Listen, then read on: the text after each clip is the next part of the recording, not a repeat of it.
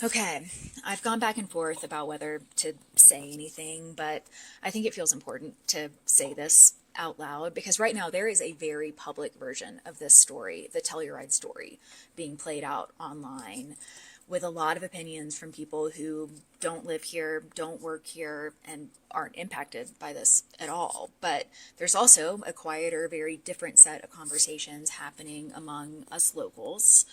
And a lot of us are really hesitant to say anything publicly because the minute you share any amount of concern about what's happening, you get called a bootlicker. So that's part of why I'm saying this.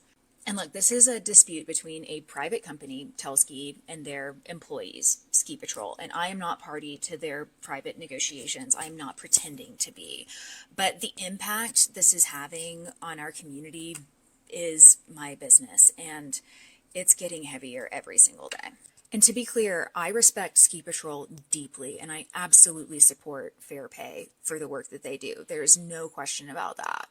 But what I keep coming back to is that a strike is an extraordinary measure as we're experiencing now. And from where many of us are standing, this dispute does not feel like an extraordinary circumstance that warrants this amount of damage to so many people. And I'm not saying that Ski Patrol should give up or stop advocating for themselves. Of course not. I just don't believe that the pressure is landing where it's intended right now. Because maybe most importantly, in situations and negotiations like this, it really matters who's sitting across the table from you. And from what we've seen over time, Telski can and will afford to wait this out for far longer than the Telluride community can.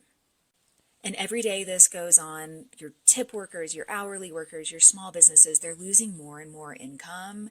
And these are the people with no leverage, no seat at the table, and no cushion to wait it out.